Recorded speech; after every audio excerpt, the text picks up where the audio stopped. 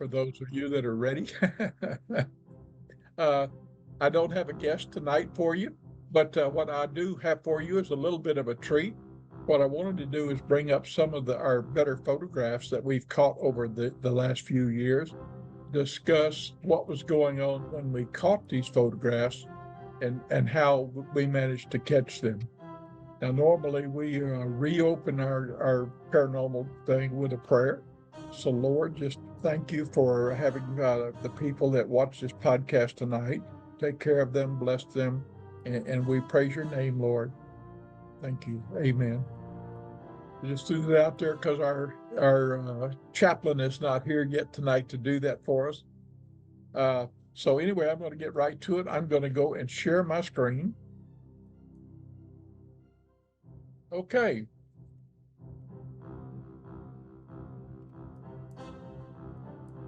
I'm calling up this first photograph.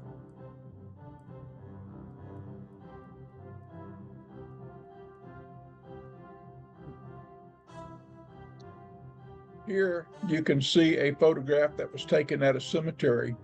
A lot of times when we're taking photographs out in a cemetery, I don't know if y'all can see it yet or not. I'm not seeing it on the screen yet.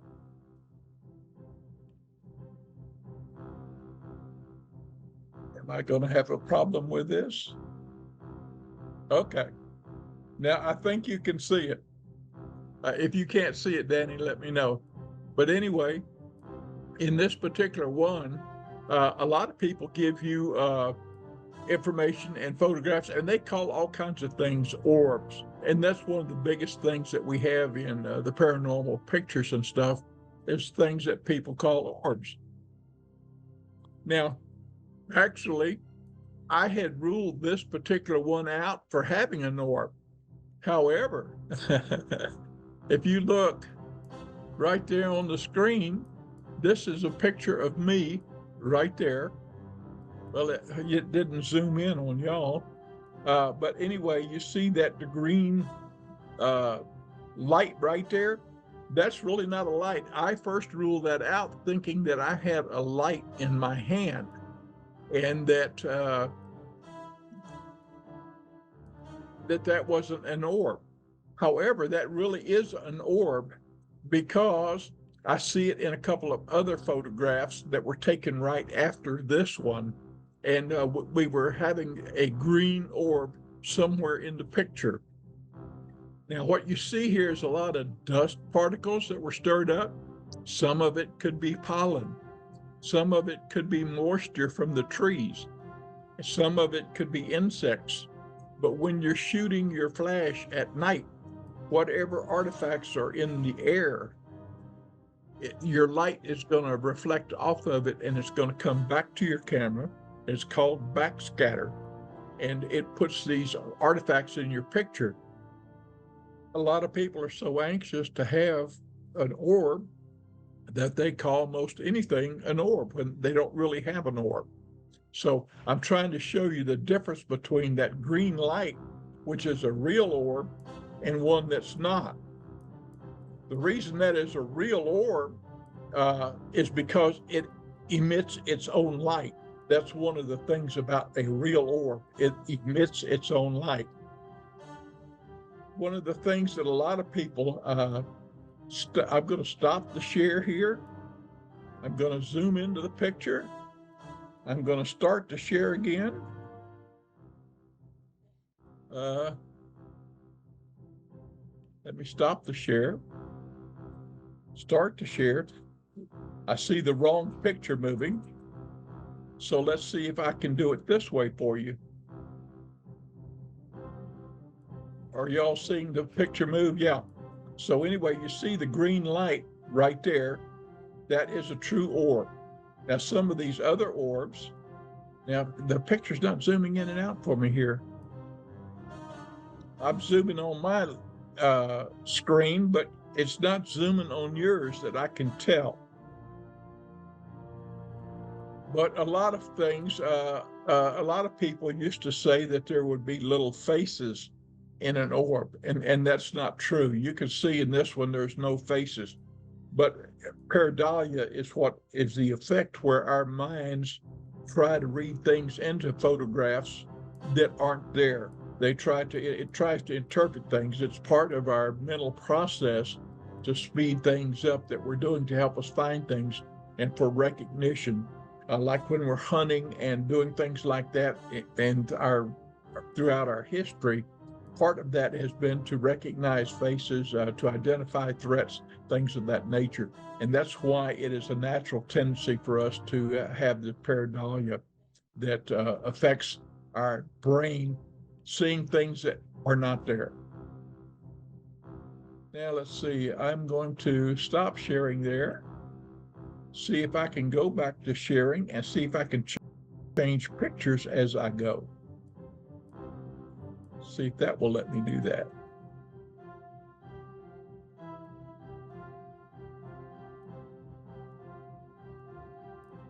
No. Okay, so I'm going to have to call up each picture independent and then go look at it. So I'm going to take this one down. And I'm going to go over here. Go to the next picture. Okay. Now here is another picture that you're seeing, and you see right here the green orb in space right there, and it's generating its own light. It's got its own light source. These others are backscattered from a particle of dust or maybe an insect that's flying in the air. Now I'm going to quit sharing because I don't seem to be able to go from one picture to the next.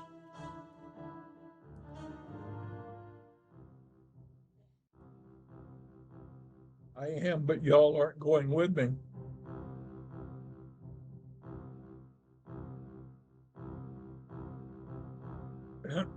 Stop sharing. We will master this yet. You should be able to see this one now, and I can't tell if it's showing on your screen or not because now I have closed that window where I was seeing your screen.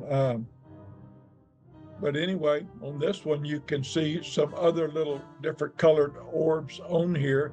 And of course, you can see some that are clearly backscattered that are real light in color. These are definitely dust. Some of the others are probably insects and stuff. But in this particular view, I don't see anything except maybe that one that might be emitting its own light. So that may be the only orb, the true orb in this photograph. So that should give you an idea of what the orbs look like. Go to the next one.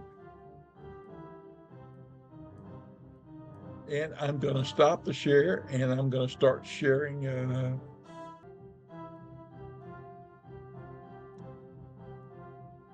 Yeah, you can see this one. Now this orb here is, I don't know which one you're viewing here. There's an orb that's self-lit right there. I'm trying to circle it with my mouse. I don't know if you can see it or not, but that is a definite orb right there. It shows we're sharing now. Now this is, again, a cemetery. And again, all the circles you see in this are backscattered. There is nothing here that is a real orb. Now this one is kind of interesting too. Now I called it up for several reasons. You see a lot of stuff here that is, there are lights. You can see some stars actually in the sky here. And actually I see some rectangular areas over here that are lights from probably a house. Now, I don't recall a house being there in that location, but I'm going to assume it's a house because they are rectangular in nature. Now, in some of the other pictures that I'm going to go to here, this one's an interesting photograph. I'm going to stop sharing. And then I want to start sharing.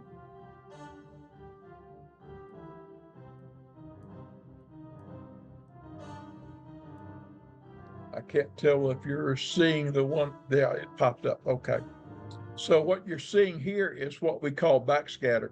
Now this is not not backscatter, but oh hell, lens flare. The light that you see, there's a powerful light over behind this person. And a lot of times when light hits the lens of the camera just right, it will direct a light beam into the camera. And when it does that, you get something like this right here, which is lens flare. And so that's what that is right there, is lens flare. So if you see something like that in a photograph, it's not anything supernatural. It's strictly lens flare.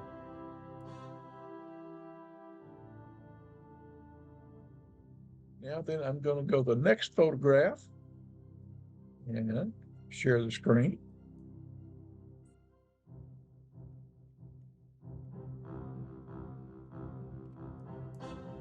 And here you see a nice bright orange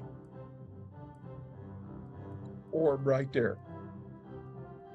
Now I'm going to try to just change the picture here. Stop share. Reshare. We may get this down yet.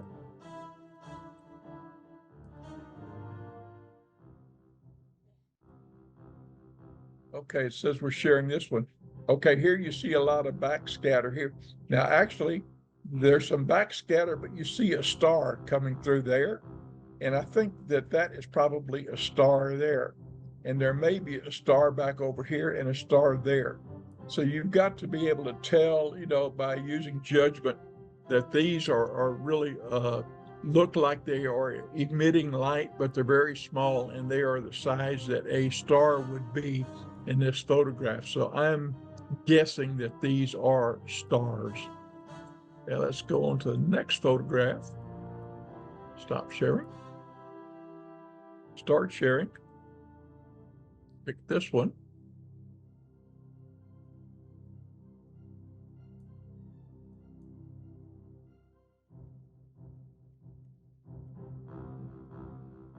Okay, so here is another photograph, and everything in this photograph is dirt, dust, pollen, or a lot of times at night when you're doing some of this photography too, the trees have, they shut down their photosynthesis for the night.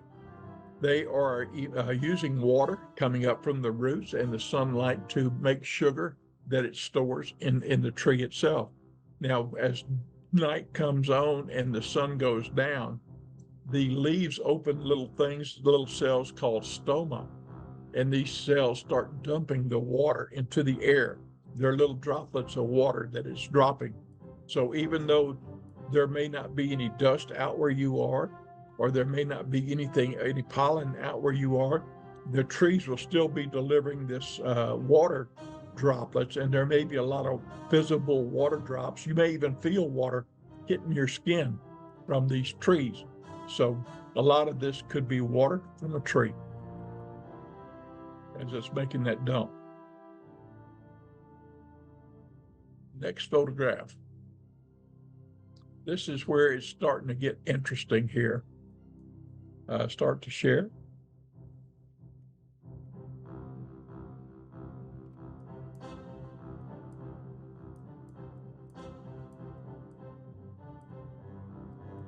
This is what we call an ecto mist.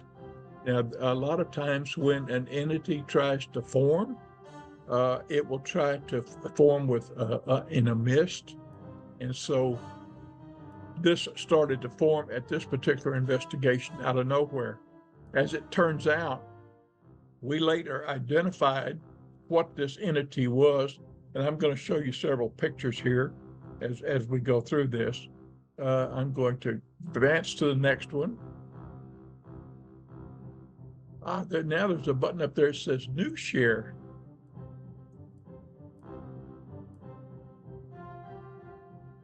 Okay, I think I'm sharing my screen. So here's the corner of the house, and you see this haze here. Now it's entirely possible to use a Photoshop or some program that does doctors' pictures, and you could put a white mist on there and make it look that. However, in this case, that's where the beauty of being on a team is. and that the person that captured this picture and all these pictures had a team of several people with her. And so they saw these as it was happening. And she was showing them these as this mist started to occur. She alerted the team, hey, I've got a mist starting to occur. And I'm going to stop the share here, and I want to start a share. I don't have the other, whoops.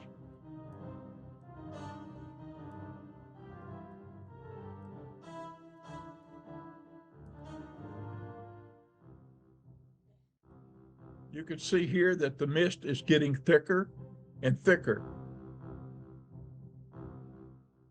And let's see, I'm going to try to go and advance the picture here and do a new share.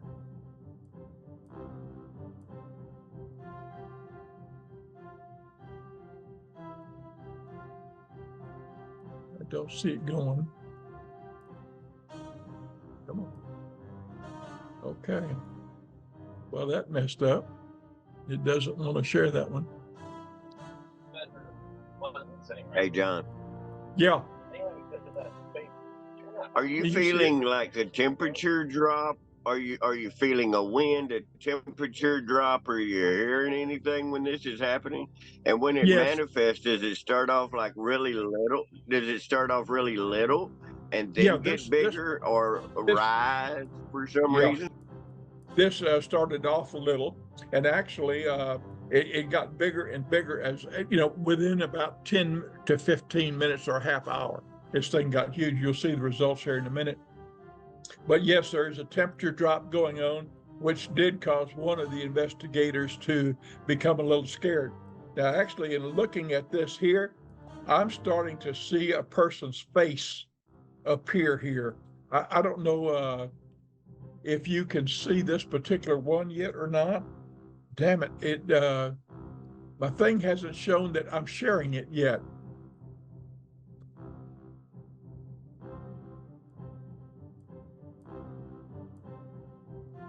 And I'm having hell trying to change these things out and share and not share because it disappears and I even lose the whole thing. The whole thingamajiggy. All the Zoom, I can't even get back in Zoom. Screen sharing. Come on. Okay, it says I'm sharing the screen here. Okay, so I think you're seeing the picture I want you to see, and you can see that the cloud is getting bigger here. Okay, and I think that you can see, I think I see maybe an eye here or an eye there as it's trying to start to form a face here. So I'm going to stop that share, advance the picture, start the share again, because it's not working with me here on some of this. Are you hearing anything when that? No, we weren't hearing anything on this at all. Now, we weren't trying to record it. Now, if you see, I kind of see it trying to form a face here. You see what I'm saying? It's trying to start to form a face there. Now, I'm going to advance this one more. And I'm going to hit the new share button that it's got there. And I'm going to hit screen 2 again. Okay, now you see I've got a mostly white screen here. Are you seeing that? Yes, sir. Okay, so anyway, this white mist is to kind of fill the whole area here. I'm going to go ahead and go to the next one and go and new share, click. So we'll recognize the new picture. It shows I'm sharing. This is the same picture, and look what's happened. I don't think that's a cat. I think that's a ghost. Oh, get out of here. I figured to say the cat. What? Can you enlarge that? Zoom in on the ghost / cat? I can zoom in, but let me zoom in here and do a new share. and click on it. Okay, what do you think? I'm a cat, but y'all, whoever's doing this, you did not see a cat? No, we didn't see the cat at all. Nope. Uh-huh. Okay then. Now Maybe then, that person had a cat? I don't know if she did or not. Now here it's starting to dissipate again because I lined these pictures up in the order that they were. And then we're going to get another face here in just a second. Come on, share. Okay, so anyway, it's dissipated here a little bit. And you had saw part of that building and the chicken wire around that building there. You can see that the thing is getting lighter here. Now then, Yeah. I'm going to do a new share here. And it's getting lighter here. It's lifting up. Then I'm going to come over here, do a new share. And this is when we captured this one, which is clearly a nose, got a mustache on his lips, and this is his forehead and his eyebrows. Now, the gal that is taking this picture. This is the new one? This isn't the same one? This is the one I have on my Facebook page. Now, the gal that took this picture, her husband is dead, and we had talked to him. And so he has been following her along. So he actually came on this ghost hunt with us and materialized and was presenting himself to her, is what we theorize on this, because later she found a picture of his profile that she showed me, and that profile matched his perfectly. So I believe she is correct. I believe that was her husband materializing on this ghost hunt. And then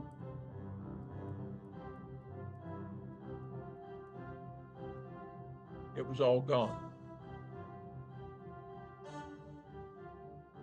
Well, so I said it was all gone. It looks like he's leaving slowly here. She turned and shot in a different direction.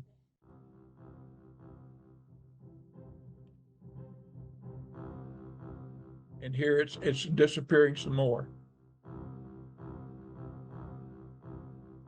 Now here is a cemetery we were at, and this demonstrates a couple of things. I was talking to you about lens flare. Well, that piece of sunlight you see up there at the top of the screen, that is light hitting the lens of the camera and causing a lens flare. These streams that you see here can be caused by a lot of things. A lot of times when you see sunlight coming through the clouds, you'll see what appears like bright beams or streams of light, and that's what that is. Or in this case, it could actually be a mist, an ecto mist forming, especially since it's over this grave. And this grave is from Walter Spades Jr.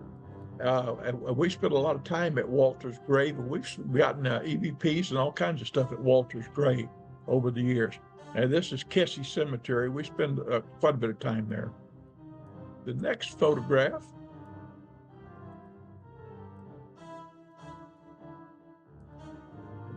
share is Walter Spades Jr. again. And again, you see light coming in from here. Now, is the entity actually getting that light to come to his grave here? It's showing up. Is that him trying to materialize?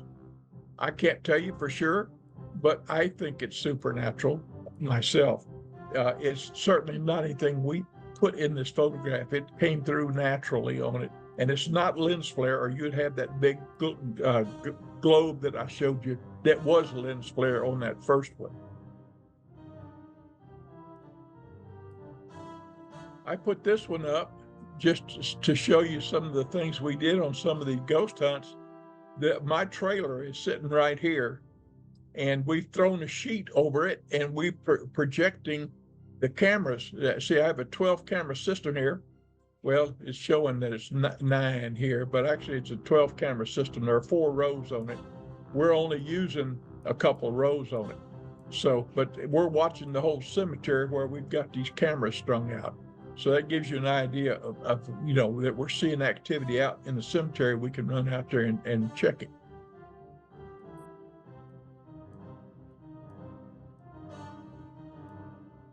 Now this share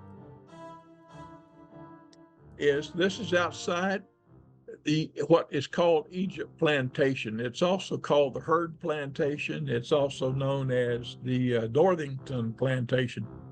Bud and Sue Northington own this plantation that is down near Wharton, Texas.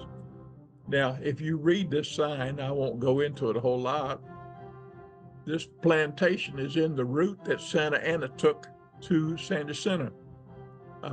Santa Anna's army missed this plantation. It was not destroyed, but this house was built in 1833, I believe it is, that it says. So it was 3 years before the battle at San Jacinto, or the battle at the Alamo even. This historical marker was made for it.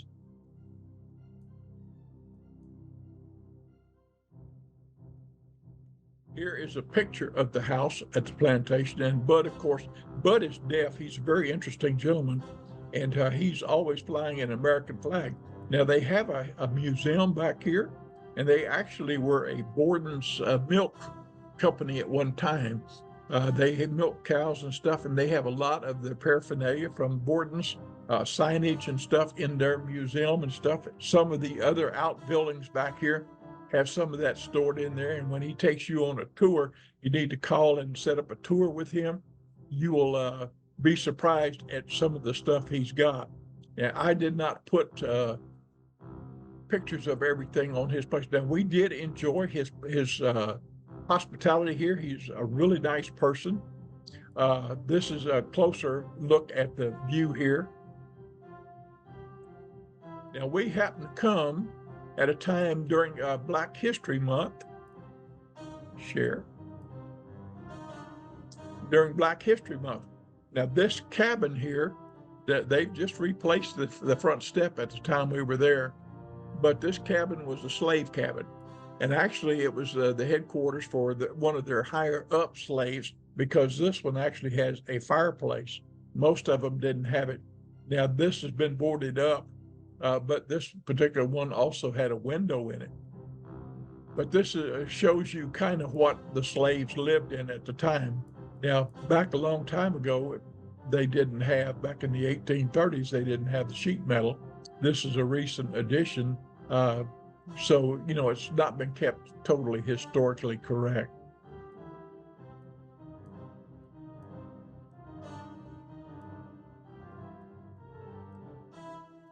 On their location there, these are the pictures of the graves of Susan Hurd and John Hurd, who actually founded this plantation in 1833.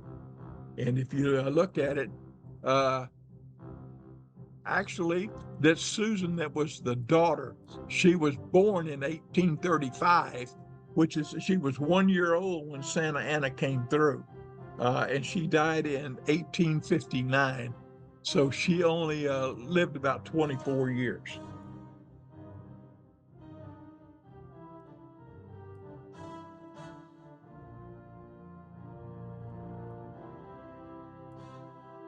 I included this picture because it's very interesting, in that I don't know and can't explain what the hell happened here. There is a statue of a dog placed at the foot of this grave. And the way the story was told to us was this person had a dog that they loved, and the dog is actually supposed to be buried underneath that. But the dog was obedient, always followed the owner, and came to the grave before, after the owner had died every day, and would sit in that very spot. So when the dog died, they buried that dog right there and put that dog statue on it. But anyway, what this is in front of it, I have no clue. But this is certainly not a normal photograph. And I can't determine anything that could cause these sort of results in photograph. But it has not been doctored, I can assure you.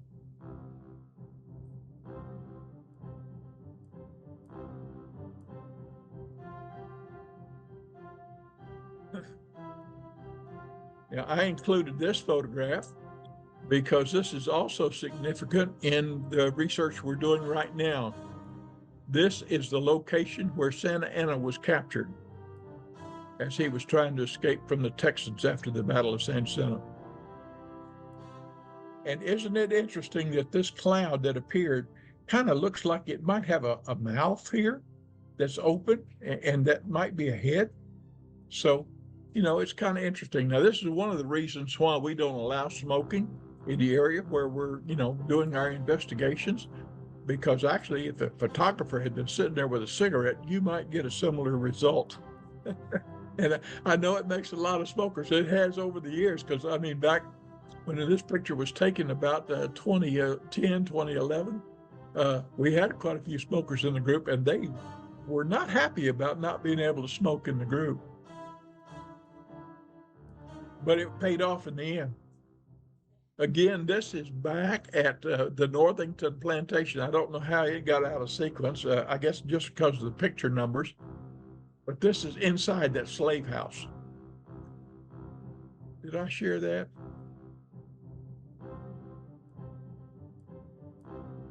I'm sure I shared it. But on the bed here that you see that they didn't have a fancy mattress on this thing. This is pretty rough just to sleep on. It was kind of just a board with a blanket on it. But anyway, there are some anklets and some handcuffs and stuff.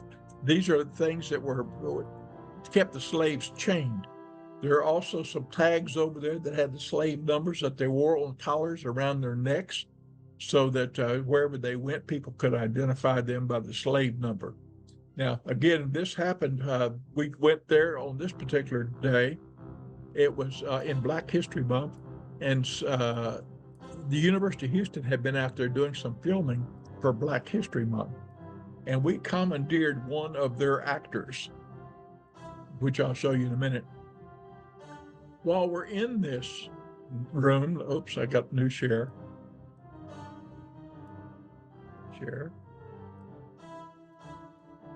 While we're in this room, this black shadow comes across in front of our investigator. She doesn't see this shadow. So it's kind of interesting that it was there. And we've seen shadow figures. They're very silent. They're very quick. And so when we're shooting pictures, we try to shoot pictures in groups of 3 in case we have some shadow type activity, because a lot of times it'll be in one picture and not in the next.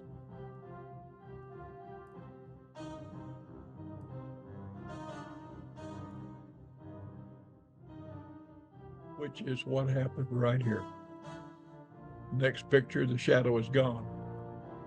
Whoops. Go back. New share. Okay. Now then, in this particular picture, you can see the head of the lady that we had stay over from Black History Month. She was dressed as a slave. The slave stuff actually belonged to her family that was on the bed. And she's sitting in a rocking chair there, and she does a little presentation, and she tries to do some EVPs while we're there. Now, in this particular picture, we hadn't noticed it, but up here in the corner, that black shadow that came across this young lady is starting to appear right here. So this came across here and went in front of this lady just a couple of pictures ago.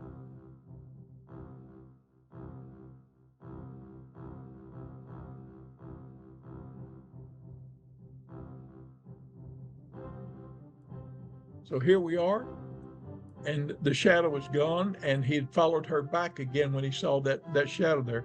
You can see more of the colored lady here sitting in the rocker as she is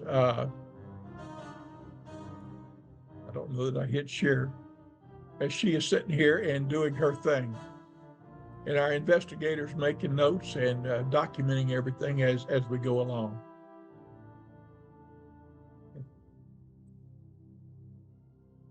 Here's a little bit better picture of her. Now, actually, one of the things that we noted on this thing too was she's got a Bible back here. A lot of the people that owned slaves did not want them to have a Bible. They did not want them to be able to read or to be able to learn things. And some of the better slave owners were pretty good about teaching the slaves to read, and a lot of them had Bibles, but most of the slaves had to hide their Bibles.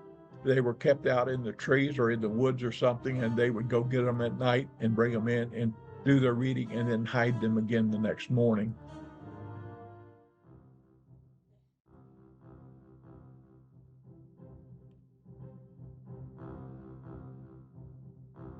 So here we are still in that same cabin. And this lady here is looking at the slave stuff.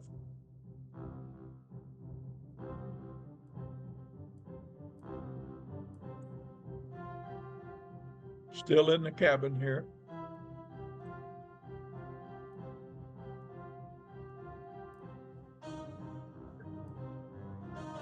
Now this is over closer to the fireplace across the room. An interesting thing is that a lot of the slaves were superstitious and stuff, and they would have sage and stuff hanging inside their quarters to ward off evil spirits and to keep, some of their religion and stuff that they brought over from different countries to keep the evil spirits away, things in their beliefs, even as they were learning about the Bible.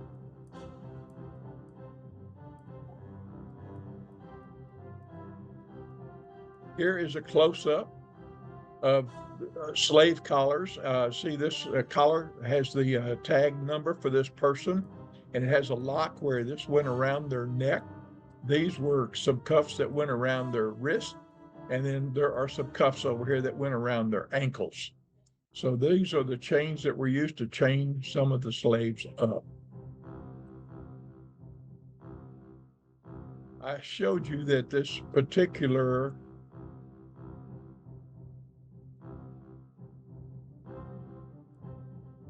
place was built in 1833.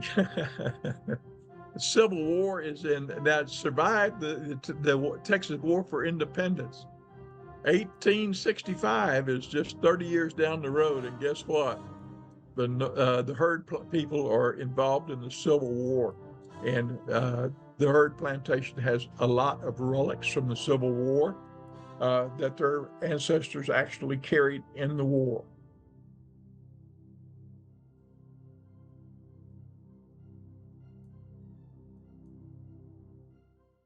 Now, a lot of times when we're doing an investigation, we call some of these things like the slave, the chains and stuff, trigger objects. And again, this uniform and the belt and the hats, the firearm, these are all trigger objects. And a lot of times if you have those and stuff around, and on investigations, you gather around cannons from Civil War and stuff, you're using these things as trigger objects to help get the ghost to talk to you or communicate with you or to even materialize. But in this case, we had this. Yes, sir. So did they ever use metal detectors and find stuff? And if they did, even if they're buried, would you see some sort of activity around the stuff that was buried, whether it be chains or any relics like that? Would you see activity around that, or would it just be around graves or the whole property, or where would it be located? There's no way to predetermine where things like that would be located.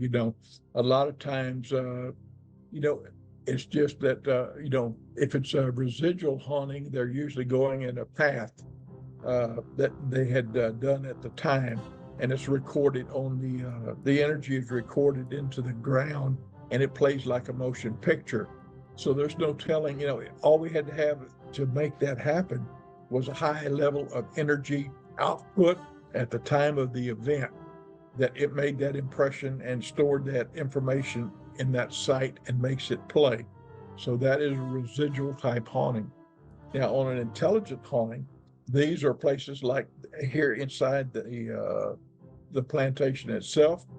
Some of the Northingtons or the Herds or whatever family they're from, they would come back to where they live. These are their possessions, and there's a ton of possessions here. that some of them are bound to have been attached to a little bit, or that they had favorite things. So a person like that might come back to those objects or be around those objects.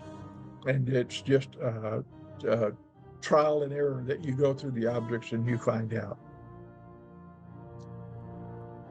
So when you're on a plantation, and let's just say it's a cotton crop, and they had to work every day in that cotton field, would the cotton field be more active, It or could the be. path, or would? It could be. It depends a lot on the entities that are there. Now, if it's a residual haunting, it may be that the energy level was there, that they hated the cotton, those cotton boils cut the hands. And so it was not a fun job. It was not an easy job. When the cotton gin came around, everybody, they could really pull some cotton, you know? So that sped things up, and it made also the economy a little better after the South had lost their slave labor that they counted on so much for getting the cotton in. So that's all part of what helped us survive the Civil War, is these cotton gin and some of these machines that we developed that kept our economy alive, that we didn't die and stifle. But slaves might still be out there if they hated the field and stuff. You know, their energy level might still be there.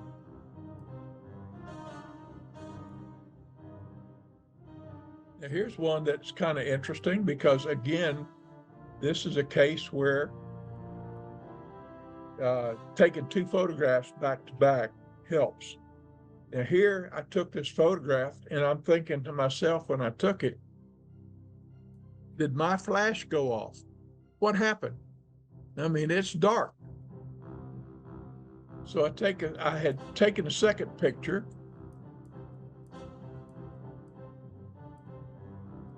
and it looked like this. No darkness. So there was some kind of a black mass that was up on us at the time of that first photograph. What's the difference in a black mass and a white mass? Well, you don't see a white. Well, the white mass is called, I guess, ectomist. It's kind of a cloud, like I showed you in that earlier picture. And this one, let me share it again. See this black mass, it absorbs light. The light does not go past it. On some of them, some of the black masses, you hit a laser on it and it absorbs the laser. The laser will not penetrate it.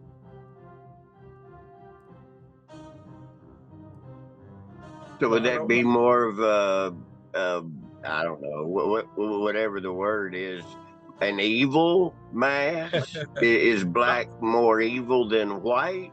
What is? I don't know. What's the answer there? I don't know that anybody really knows the answer. A lot of people say that the little black shadow people, or the big ones, that sometimes they're described as quite large, maybe 9 feet tall, and usually slender. In this case, this was just a mass of black. Now, whether or not it was evil or not, I didn't sense it was evil. The people I was with didn't sense it was evil.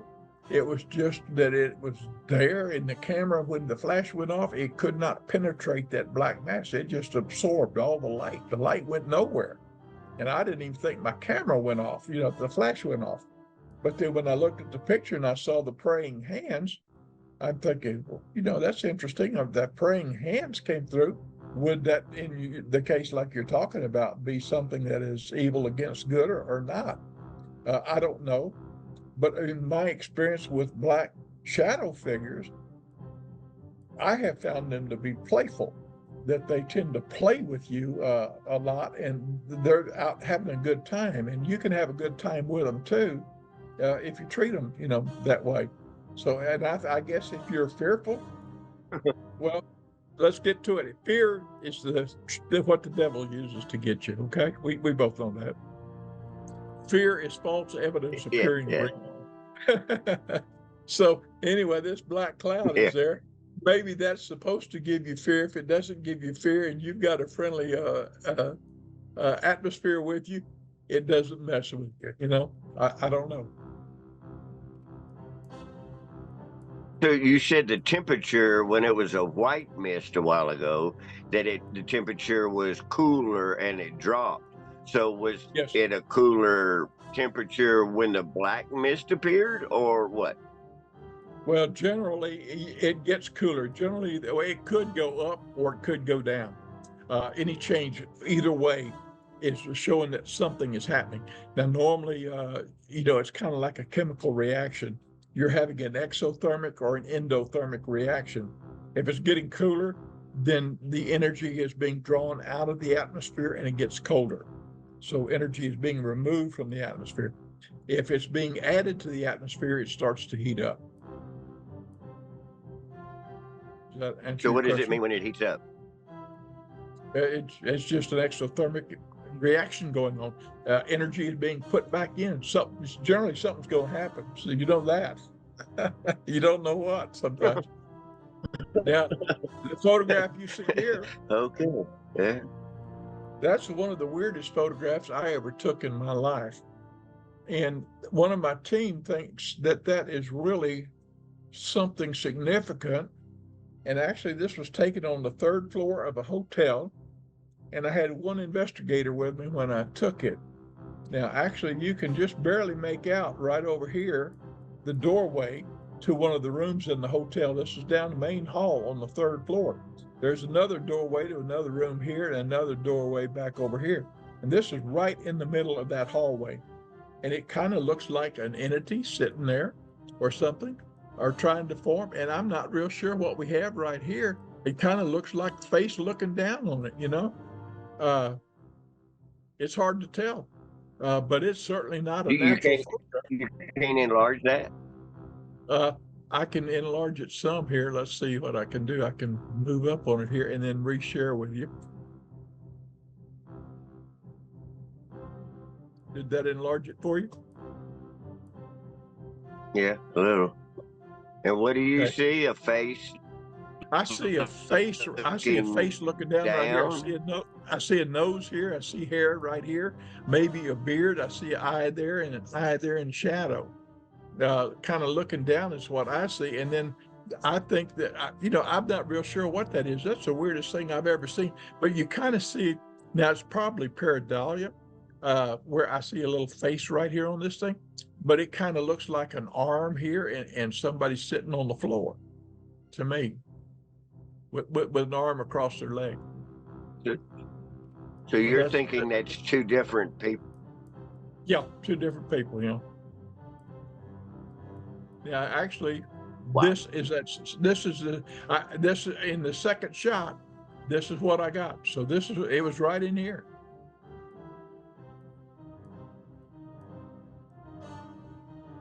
I mean, it was like that flash So is didn't that a go off. reflection, that light? Yeah, that is a reflection of So the my. light at the very end. Yeah, that's flash. That's backscatter from my flash on a Yeah, glass door. okay. Yeah, okay, okay. That door had a glass window in it. Okay. Huh. And again, this one is one of our favorites. This was taken at Tremont House in Galveston, and boy, I'm running over here. But anyway, right here, you can see that there is something forming in the corner of this thing. Now, what we did while we're looking at this is we doctored the colors, shifted the colors a little bit so you can see better that, whoops, let me reshare.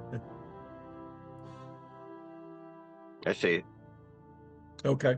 So anyway, we doctored the colors here a little bit so that this would stand out more. Now, we didn't doctor the photograph, but we doctored the colors so that we removed the darkness so you could see better that there was something there trying to materialize. Yeah. Yeah. This is one that was taken by Brother Gerald. And you can see a ghost at the head of the stairs here at Wantry Brothers in Old Town Spring. I've been up down them stairs. Here, I'll tell you what I'll do. Let's see if I can, whoops. See if I can zoom in a bit and reshare. Speaking of Winchy Brothers, though, I think the whole Old Town Spring, from what I've heard, is like haunted. A doll store. Yeah. And Winchy Brothers has been burned down, and they don't even know why a bunch of times. Oh, really? Okay. I don't know how many times it's burned. I didn't really look into that specifically, but it's an interesting place, and I kind of enjoy being there. And actually, I had gone in to set them up as a Red Cross feeding site, but I didn't get very far with it. So.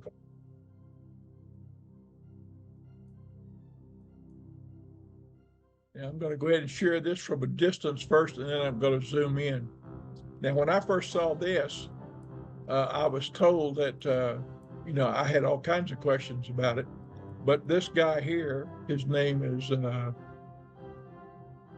Dayton Driver.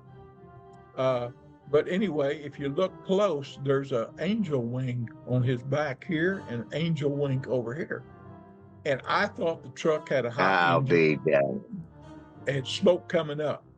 But this truck had not been driven in a couple of days, and it would not run.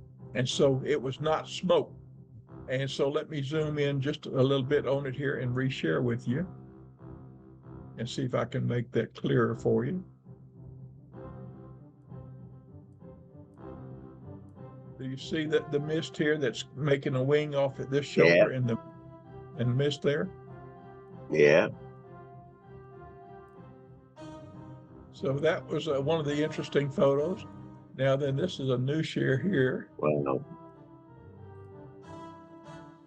This is also taken on a bridge on Patterson Road, where they have a lot of activity. And we had a cloud shown here. Now this person here was standing here, and I think they were collecting EVPs. A photographer I don't remember who took this particular picture, but took the picture. And of course you see backscatter from dirt or something right there coming back at us. It's not really an orb, but this is definitely ectomist. And this actually, it kind of looks like a nose maybe forming right there and a mouth right in here. So I don't know. But it was definitely a place where they have a lot of ghostly activity. Ooh-wee. I'm going to zoom in on this one just a little bit here too, and then share it with you. Now this was at one of the cemeteries where we were doing. That's got a lot of form to it right there. Yeah, what does it look like to you? Well, the first thing was a star, and now I'm seeing like a face in the middle of the star, so to speak. Does it look like a wolf?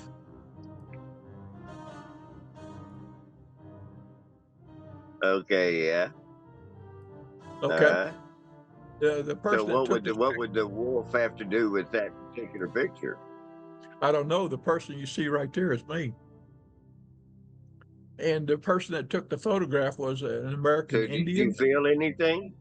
I didn't feel anything, no. In fact, the person that took the photo didn't see it either until that, we started going through the photographs. So we sat down by the campfire and saw the photograph, and she immediately said, "There's a wolf starting to form right over you." And of course, the wolf has a lot of meaning to the Indian. And I don't. Yeah, I was going to say, I don't know what that meaning is, but the wolf and the raven and whatever, that means something to them, yeah.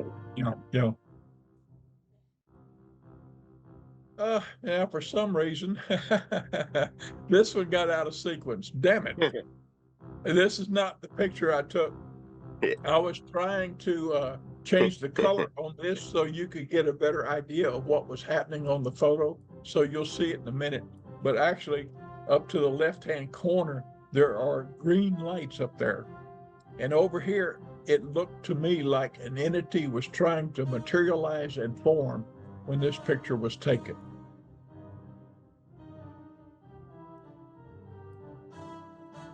Now, this is the picture undoctored. You see, it looks like to me that something's trying to form right here on the right-hand side of the picture. And you can see that the thing was in focus over here where these lights are. And I don't even remember what those lights were. That's what I was going to ask. What are the lights? I don't remember what they were. I don't remember even where this picture was taken, to be honest, on this particular picture. I was going through thousands of pictures today, going through. Now here I was changing the color again on it and trying to see what I could, if I could get anything to materialize out of it. And you see how it made rings as it was forming here. And again, here at this point, I took the greens out. It's almost like it has like a nucleus, like let's say Saturn that has rings. There's the planet in the middle, and then the rings. It's like that there's a dot or a nucleus in the middle, and then the rings go out from that. Does that mean something? I don't know that it does, Bubba, but I tell you what, now that I've zoomed in right here, it kind of looks like there's a face trying to. And again, that may be. I see what you're saying. Yeah.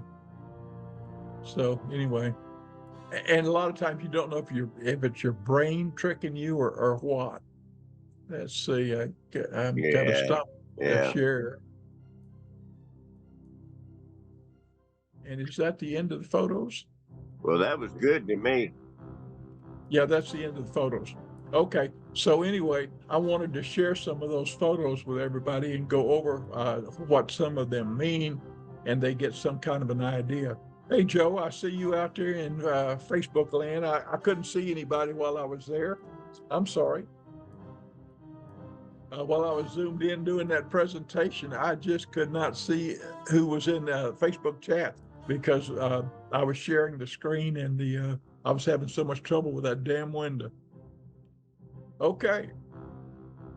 Bubba, if you want to, why don't you give us a closing prayer?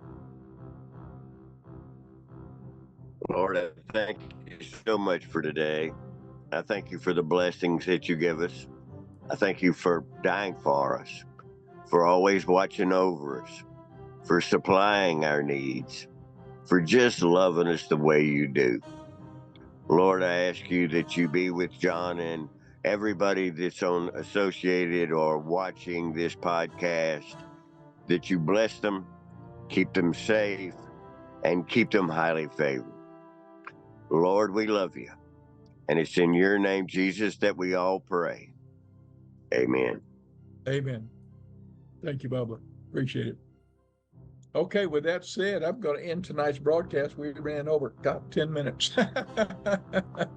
I'm sorry, everybody, but I've got plenty to edit out with all the trouble I had at the start, so I'll get this trimmed down to 40 minutes or so, maybe 45. So you can watch the replay and it won't be as long. Thank y'all for attending, and we'll catch y'all later. Good night.